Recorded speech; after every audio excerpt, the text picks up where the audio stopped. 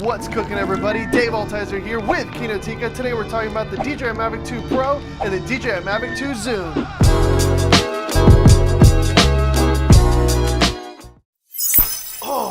Before we get started, if you're new here and you're interested in the Mavic 2 Pro and the Mavic 2 Zoom, then make sure that you're subscribed and enable that notification icon so that you don't miss out on any of the amazing new videos on these drones. Because we've had the Mavic 2s for so long, we're not just regurgitating article information about them, but sharing real-world knowledge that we've gathered over our time using them. The original Mavic Pro took the world by storm with its compact size and image quality, but since the 2 years that the Mavic Pro has been out, the Spark has come out from DJI and the Mavic Air, which both are more compact and more portable than the original Mavic. The DJI Spark and the Mavic Air were always geared more for consumer-minded people, so with these new Mavic 2s, we can clearly see that DJI is filling in their Pro lineup. In case you haven't picked up on it, there isn't just one new Mavic, there are two. The Mavic 2 Pro and the Mavic 2 Zoom. The Mavic 2 Pro has a glorious 1-inch sensor designed by Hasselblad with an f2.8 to f11 adjustable aperture and can record in 4K at 10-bit.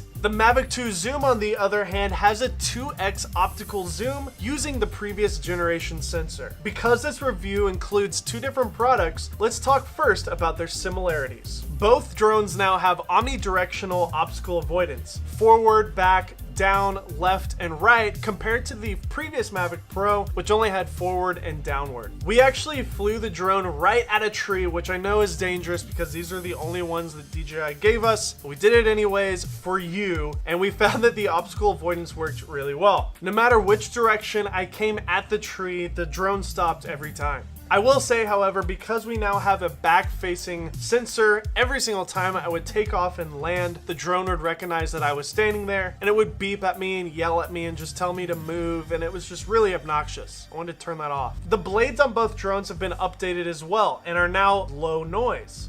See?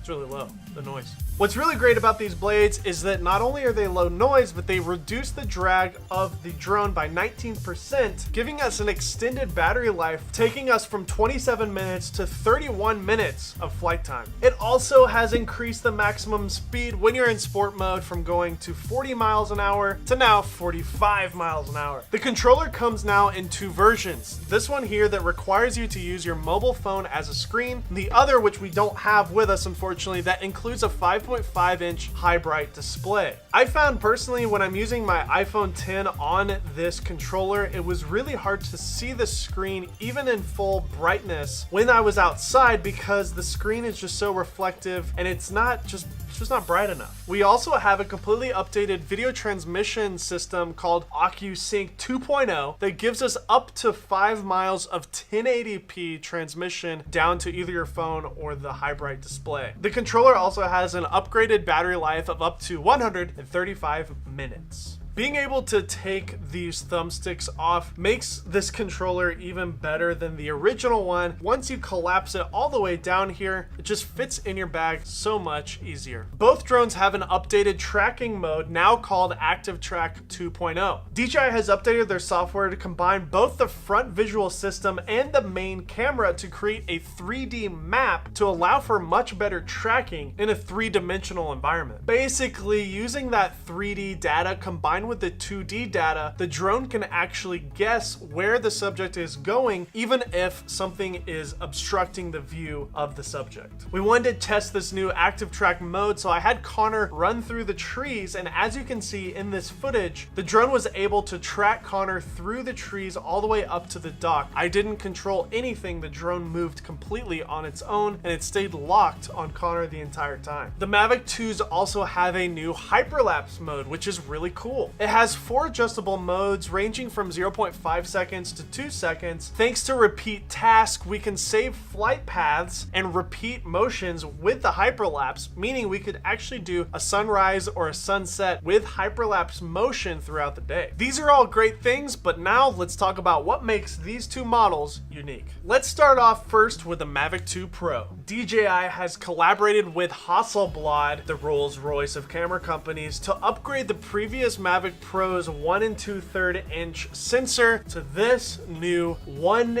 inch sensor. The M2 Pro camera has a 28mm field of view with an adjustable f2.8 to f11 aperture. The larger sensor also means this drone performs better in low light than the previous Mavic Pro, going from 3200 ISO from the older one to now 12,800. But if you're not aware, this 1-inch sensor is a big deal. I personally have found that this 1-inch sensor makes the footage coming off of this thing look less like a GoPro and more like a real camera. But to make things even better, the M2 Pro records in a 4K 10-bit color space. 10-bit records over 1 billion colors compared to 8-bit, which only records 16 million colors, which basically means that we're getting much better color and dynamic range. With that 10-bit color space, of course, it would go lost if you didn't have a great log profile or other ways to manage the footage in post-production. Luckily, the M2 Pro has a new D-Log-M and HLG mode, giving us much more malleability in post-production. And if you want to take photos using this drone, which I guess you could do, we have a 20 megapixel sensor able to take both JPEG and RAW. The previous Mavic Pro didn't have adjustable aperture, but we now have it in the M2 Pro, giving us the ability to adjust exposure using aperture instead of shutter speed. Moving on to the zoom.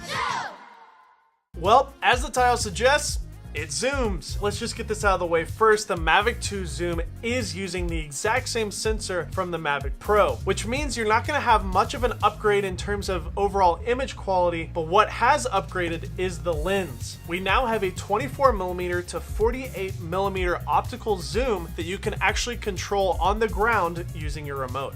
This is great because the M2 Pro and the M1 Pro both had a 28mm field of view, and that was it. I never found it to be wide enough or tight enough for most circumstances. It was kind of a weird in between. We now have the ability to go super wide at 24mm and zoom in to essentially a telephoto mode at 48mm using one drone. When shooting at 48mm, I have particularly found that the footage looks extremely cinematic. The field of view is much more natural to what your eye sees and looks more like a cameraman sitting out of a helicopter using a real camera. Unfortunately, the Mavic 2 Zoom is limited to an 8-bit recording format, but it does have H.265, similar to the Mavic 2 Pro. Definitely one of the coolest features on the Mavic 2 Zoom is the dolly zoom feature built into the system. Essentially, the software creates the dolly zoom effect that's used in popular films like Vertigo, Jaws, and several others, giving you another shot option that you previously didn't have. These two new drones are awesome. Share this video with anyone you think is interested in learning more about the new DJI Mavic 2 drones. Overall, DJI has given us more than we could ask for. If anything, it makes it harder for you to decide which one to get. Each one serves particular needs and functions. If you need help deciding which one to get, then check out our comparison video between the Mavic 2 Pro and the Mavic 2 Zoom. And hit that subscribe button to be notified for more. Once again, I'm Dave Altizer. These are the Mavic 2 Pros that we've been hiding from you for about a month, and it's been killing us. See you next time.